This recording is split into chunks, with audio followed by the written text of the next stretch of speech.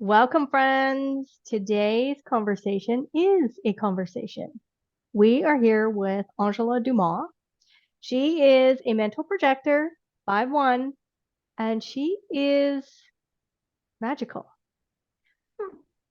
When Angela was in her 30s, she had a real life-changing experience that took place. And through that life-changing experience, she was able to go really deep into some masterful work. She's worked with masters worldwide. And now she compiles it and brings it to you and I to help us really go in and recognize and identify what patterns are serving us, what patterns aren't serving us. And she provides really simplistic methodologies and movements forward so that we can bust out of our frustration. That's what a projector does for us, so that we can live in satisfaction. So thank you, Angela. Thank you for being here. Thank Anything you. you want to share to kick off your life-changing experience that kind of took place and propelled you down this path of spirituality and Yeah, that's a good question, actually. So this might be interesting. It just popped in right now. I was mm, a massive, go ahead, nope. I'm go ahead. I just went The delicious sound that I love to taste so much. Uh, uh, I was a pure atheist because I had no proof of God in my life. I didn't know what that meant from other stuff and traumas that happen when you're a kid. So when this thing happened, I lost all functionality of this body. And the one last day that I was awake, I had a prayer come out of me. And the prayer was something like Great Spirit. Couldn't say God or divinity at that point yet. And I said, evidently, I'm doing it all wrong. And I had no idea where this came from, but it's kind of interesting. Well, it was for me. And I was on the ground in my bedroom. No one was home. No roommates were available. And I said, I suppose that I need to let you take care of this because I know I'm going to die. And I went into a coma. wow. Yeah. So Okay. when I came out, it was like Jim Carrey's experience with when God went on vacation. I can't remember the name of the movie, but it was Mm, like all these thoughts flying in. But it wasn't my thoughts, it was everybody else's thoughts. And mm, it took me a while to discover what to do. And it took me quite a bit of time to learn how to wield what I had and understand it at all. I thought when that first happens, you think you might be going crazy, but it was the opposite. I was opening to the truth. mm. And that is when I started believing in something greater than myself. And then I moved, now I'm devoutly connected. I'm not religious at all. It's not my thing. But I have deeply studied A Course in Miracles. I still do, in fact. And my connection in the way that I do things as a projector, whatever, it just works for me. It's that simple. Okay. So would you say that like was A Course in Miracles one of your first teachings or systems that you wanted to kind of master to come out and really serve people? Was that one of the first systems? It was, but it came after learning Feldenkrais because I had to learn how to walk again. So that Oh, was the wow. first part. So I had the body part. And the Feldenkrais it took me over 2 years to be able to walk. Um, and it was quite excruciating and no one could help really. And then there came acupuncture that Mm, went along with it. And I went to acupuncture school once I started to walk, and then came A Course in Miracles. So I kind of wade through some different things because what was directly in front of me, I did not know anything about spirituality really, except that I had these newly bestowed gifts I had no idea what to do with yet. So all of that kind of folded together and kind of became like an alchemy, a fusion, so to speak. And then it's that and so much more. But the Course in Miracles was the first seriously spiritual foundational process that I discovered. And it from the moment I read The Disappearance of the Universe, it was given to me. And I waited to read that. And then A Course in Miracles was also given to me as a gift. So it was like the perfect invitation. Yeah. Yes. I didn't know anything about invitations then, but it just felt like such a gift. But the moment I even read Disappearance of the Universe, I had not heard that before. Some people might say, oh, yeah, that's old hat. Well, if you never heard it before, it's an opener. It's a gate. It's a gateway. And then A Course in Miracles was just like, I could read it like I could read a children's book, which is weird because Course in Miracles is not the easiest book to read. Right. Yeah, Yep. it's quite, it's intentionally written that way so that it can slow down the way you think. And that's where the deconditioning actually occurs along with this exercises. Excellent. Okay. In fact, So I'm going to be doing that. Oh, I'm sorry. In no, go fact, ahead. I'm going to be starting to do readings from A Course in Miracles as a Mm, daily thing, or I can't promise, that, but a couple times during the week because it is so profound. And in a nutshell, it's literally everything I learned anyway, even if I didn't know it at the time, whatever else I have studied, which has been quite a breadth and depth of knowledge, and have been downloaded with stuff. It literally says it in another way, just so gorgeously. yeah. And we're talking like 35 plus years ago, right? Yeah. Right. So like that would have been leading edge then, and still to this day is definitely a solid foundation, but it would have been leading edge work at that point, right? Would you say that?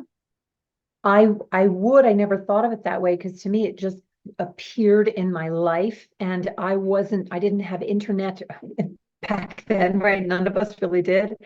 Mhm. Maybe some. And I didn't really, because the mysterious disease was so blindsiding, there wasn't any way to like really find out about it except through the experience of being in it and what happened. And all of the interesting part is when I first did have this coma thing and I came out of it, people from, I don't even know how it occurred, but people from around the community were calling me. I never even knew these people. So there was divine, to me, it was a divine interception, intervention, supportism, something like that. And that's how I got involved in everything. And I didn't know how to choose yes or no. I just thought yes. I was tasting them, but I didn't recognize it yet. Right.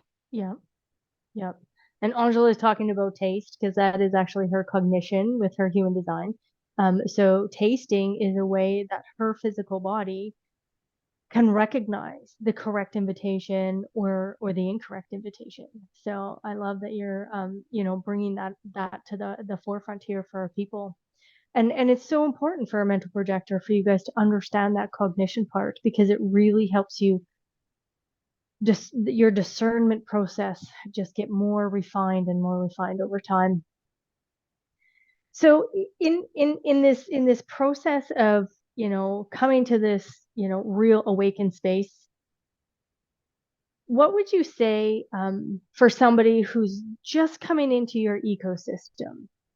Um, maybe they're feeling all these ups and downs. They get pulled all over the place, because this is what our world is doing, right? This is what our world is doing. It makes us almost feel like we are crazy because it's like this and that and all over the place. We get very overwhelmed. So, what would be one thing, you would start your people off with so that they could begin to recognize when they invite you in, what is that one space that you want to go to in the very beginning to assist them? With someone brand new, again, I taste their information. If they've sent me anything in a like little questionnaire, I'm feeling through taste and feeling actually to see what is it that they really are looking for, reading between the lines. So when anyone does come in directly, I can answer that question and then I can answer it as a whole of just somebody watching.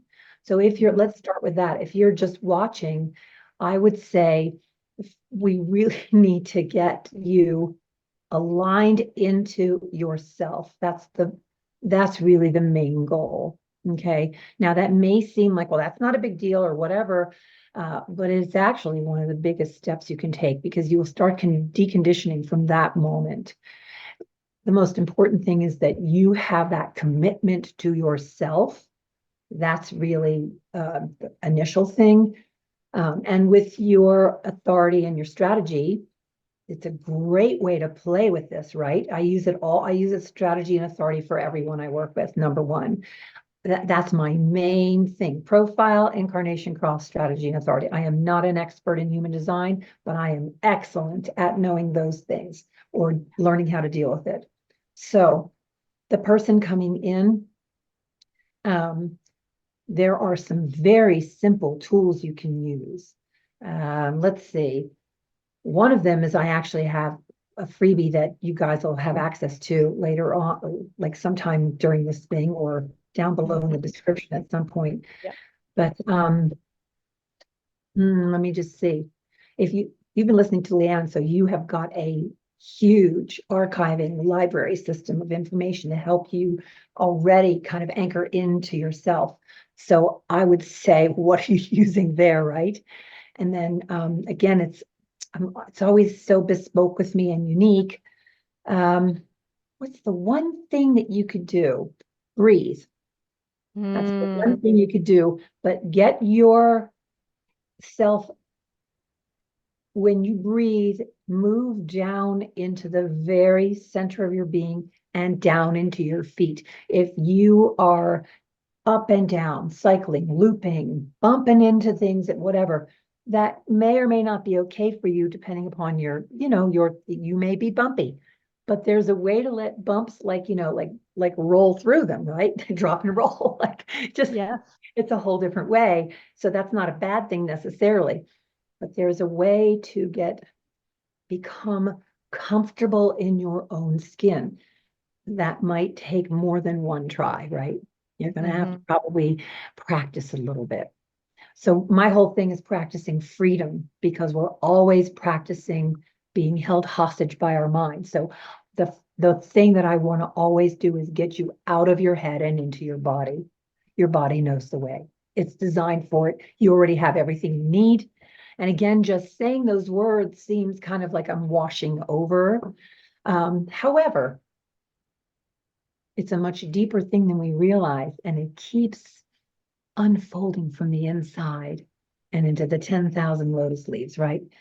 For someone coming in directly, I would want to know where they are, and depending upon, this is like an esoteric answer, but you guys, you're used to Leann, so it's not like this is going to be so outrageous for you, hopefully. And if it is, we can break it down into smaller bits.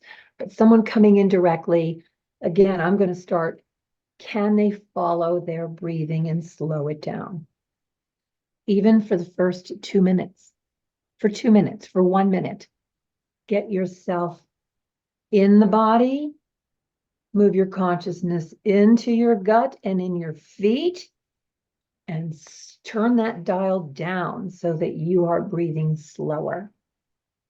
That works on everyone, kids, anyone in between to the elderly, because your breath is actually the beautiful regulator of all things, including your nervous system, your brain, your everything. So hopefully that answered the question. Yeah.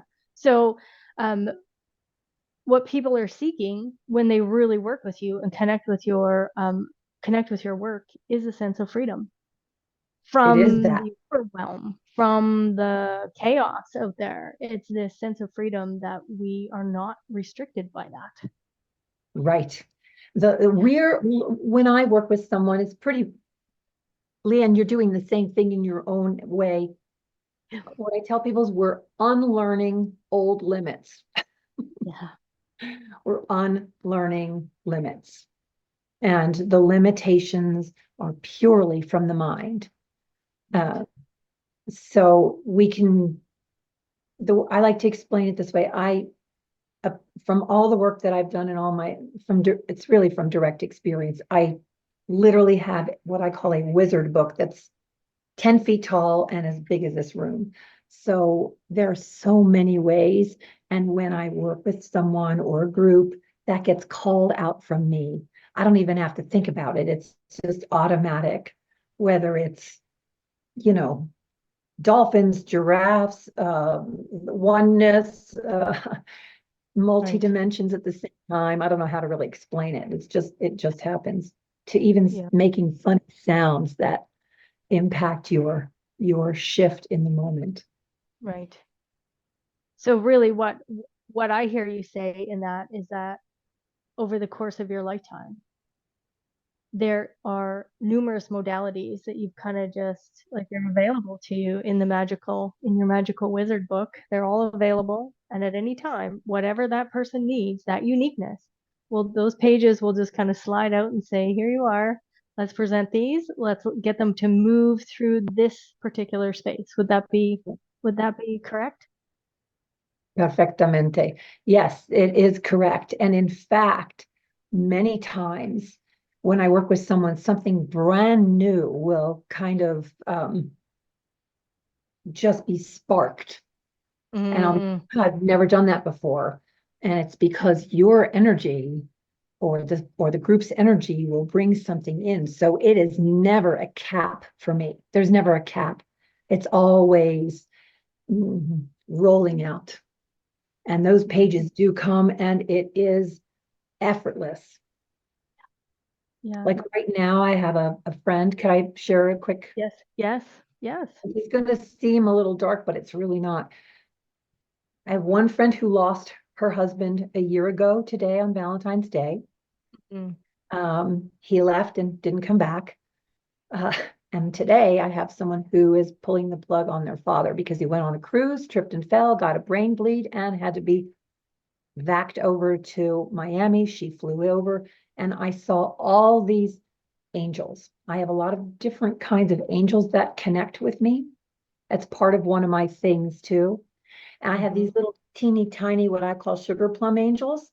They're either turquoise or apricot dressed. And then I have all different varying sizes. Well, they're like butterflies. I have chills all over right now. And the moment she said the thing, I'm on the way to see my dad. I heard dad and I saw the angels and I knew that he was going. And it's irreparable. Mm, And I said, she says, we're going to do it yesterday. I said, no, you guys are going to wait one more day. And that's exactly what happened. Even though he is not fully present, I could feel he's saying, stay one more day with me. It's going to be good for you. mm, And so again, I saw the gavel. Often there's a gavel and it just pops in. It can be just so simple. So that's just one tiny little example. And yet she wanted to call me. She knew that for some reason that I would be a container for her to hold her. She's a manifesting generator. No, she's a emotional generator. And she was letting me know that she's really okay. He was already kind of getting sick, but I was like, look, this is a fast way to go. It's almost like, thank God it doesn't have to be from the hellway, right? So, yeah. and also I did offer her I do the Tibetan Book of the Dead. I do the whole 44 days, and she didn't want to do it. She did it with me with one of her friends whose father passed. She said she didn't want to do it. So I just set the intention that it's being done, and I can hear it in my head all day. So it's happening. Okay. Okay. Different dimensions. They're here for us always. We just don't know, we don't see them. Yeah. Yeah. And this is just one way that Angela helps her clients, right? You might think, oh, well, maybe she's a medium or a psychic. And Nope. I would say that it's not really a label like that. It's just this capacity for you to just tap in and whatever that human on the other side needs, you Yep. have whatever mastery needs to be shown, it's provided to you and you assist. Yeah, it really is a spirit of partnership. It's a collaboration, even if the other person is unaware of it. It automatically clicks. It just clicks. And it can be, I often don't work in the angelic realm, but if it needs to be there, that's what she needed. She said, that's exactly what I needed to hear. She didn't want me to fix anything else. It's not my job. I just said, boom, angels, he's in good hands. There's usually not 40,000 of them. There might be a couple dozen, or maybe even 100 or so, but not tens of them. It's like butterflies everywhere. Very Wow. interesting. I'd never Very, seen the butterfly thing before like that. I never saw the connection. yeah. And really in the end, what's happening is there is this, let's go back to it, freedom, right? Yes. There's freedom for her father moving forward, and for her to move forward still on this 3D plane, this freedom of, you know what, it's all exactly perfect. It's the You know? metamorphosis too, yeah. And for me, it really is. Once you start recognizing, it doesn't take long to recognize you get a choice, chaos or clarity, freedom or fear, peace or disturbance. You get that choice when you start learning how to make these really strong decisions from an aligned place that is effortless but correct for you. That's when things start just smoothly clicking into place in a way that you didn't even know existed. And it just falls right together. Yeah. And then you recognize, wow, I've got this. I could use the word power or empowerment, Hmm. but I'm going to say it this way. You are an infinite being pretending to be limited. Hmm. It's not really wielding a sword. It's not like I'm so powerful and courageous. It's not really about that. It's about moving up through the scale of emotions from the lower frequencies into when stuff falls away, you just kind of expand. So you're not really becoming more higher frequency. We're just dropping the veils out of the way so that you can be who you are, really are, and see it with your own eyes. Experience it within yourself. No one can tell you this. It must be experienced, tasted, touched, felt, realized, recognized, smelled, seen, however whatever your cognition is, so that you understand your own truth. I can't tell it to you. No one can tell you. We can point, direct, guide from our own experience, from our own learnings to say, here's what we know. See what works for you from this. Yeah. Yeah. Right. Yeah. And what I love is down below, there's going to be a free PDF for anybody that's watching this. So I would love to explore the 7 little words that you really introduce people to recognize, hold on a minute. What are the words, Angela? The words are, you ready? They're really simple. Drum roll. Can I allow it to be easy? That's it. Not this. Can I allow this to be easy? No. That's an attachment. This means I'm attached. Can I let this be easy?